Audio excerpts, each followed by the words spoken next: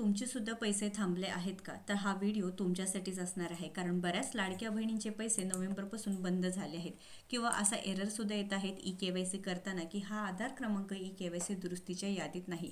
सर्व समस्यांवर एकच तोडगा असणार आहे. त्यामुळे लाडक्या बहिणींनो व्हिडिओ शेवटपर्यंत पाहायचा आहे. चॅनलवरती नवीन आहे किंवा योजना यात्राला अजूनही सबस्क्राईब केलं नसेल तर पहिल्यांदा सबस्क्राईब करून घ्यायचं आहे.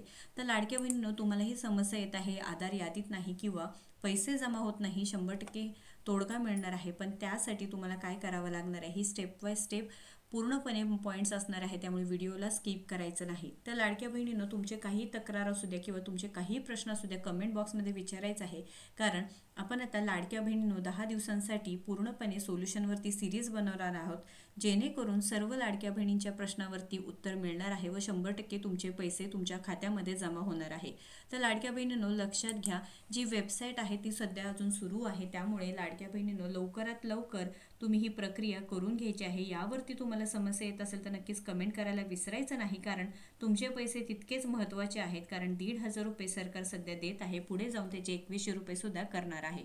तर लक्षात घ्या, ई-के-वाय-सी संधी फक्त त्याच लाभार्थ्यांना आहे ज्यांची ई-के-वाय-सी ऑलरेडी झालेली आहे, पण ही दुरुस्ती प्रक्रिया असणार आहे.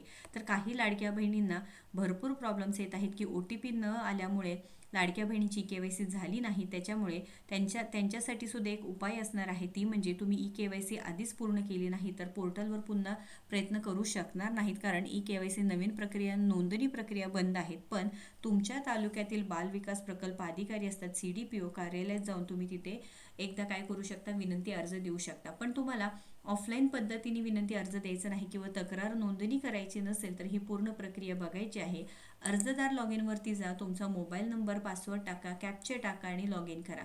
आता लक्षात घ्या, तुमचं जर पासवर्ड तुम्हाला माहिती नसेल तर बऱ्याच लाडक्या बहिणी म्हणत आहेत की आम्हाला पासवर्ड माहिती नाही किंवा आमची लॉग इन होत नाही. तर काय करू शकता, तुमच्या ओळखीच्या कोणाचाही मोबाईल नंबर, म्हणजे ज्या लाडक्या बहिणींनी अर्ज भरलेला आहे त्यांच्या लॉग इन थ्रू तुम्ही हे तक्रार करू शकणार आहात.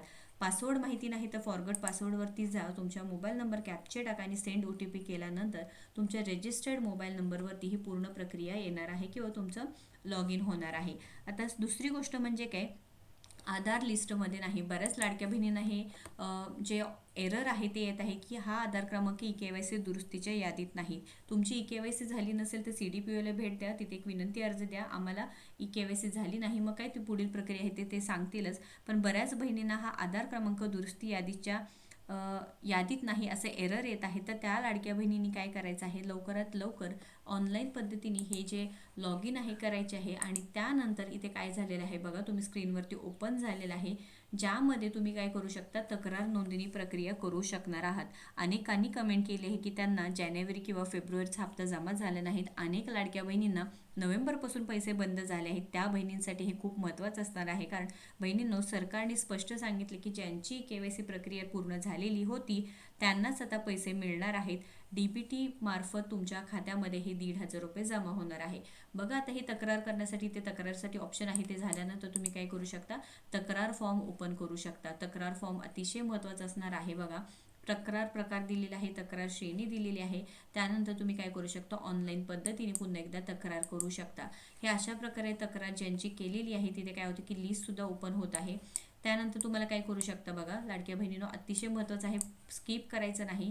अशा प्रकारे तक्रार नोंदणी केल्यानंतर तुम्हाला तुमच्यासमोर अशी स्क्रीनसुद्धा ओपन होणार आहे. ज्यांची रिझॉल्ट आहे किंवा ज्यांची प्रक्रिया झालेली नाही त्यांची पूर्ण माहिती इथे येत आहेत. पण अजून एक महत्त्वाचं म्हणजे काय की ज्यांची लिस्ट आहे ते कोणत्या प्रकारे येत आहे ते सुद्धा आता बऱ्याच जणांना विचारलं जात आहे की नोंदणी प्रक्रिया तक्रार करताना काय रिप्लाय मिळतो का. सरकारकडून ही अशा प्रकारे रिप्लायसुद्धा मिळते की तुमचे पैसे का बंद झाले आहेत. कंप्लेंट जेव्हा तुम्ही करता त्यावेळेस काय येते की सक्सेसफुल असा मेसेज येतं. आता पूर्णपणे प्रक्रिया आहे ते 2 मिनिटात समजून घेऊया. त्यासाठी चॅनलला सबस्क्राईब करा. काही प्रश्न असू दे नक्कीच कमेंट करून विचारा. व्हिडिओ महत्त्वाचा आहे, जास्तीत जास्त लाडक्या बहिणींना शेअर करा. लाडक्या बहिणींनो, अशा प्रकारे आता तुम्हाला संपूर्ण माहिती तुमची भरायची आहे. त्यामध्ये तुमचं नाव असेल, गाव असेल, पिनकोड असेल आणि वर्णन करामध्ये तुम्हाला पूर्णपणे तिथे माहिती भरायची आहे की तुमची ई-के-वाय-सी न झाल्यामुळे तुमचे हप्ते बंद झालेले आहेत. तर तुम्ही आता पूर्ण करू शकता की तुमची जी काही तक्रार आहे तुम्ही तिथे लिहायचं आहे स्पष्टपणे. तुमचे नोव्हेंबर डिसेंबर कधी हप्ता बंद झालेला आहे ते पूर्ण माहिती तिथे भरायची आहे.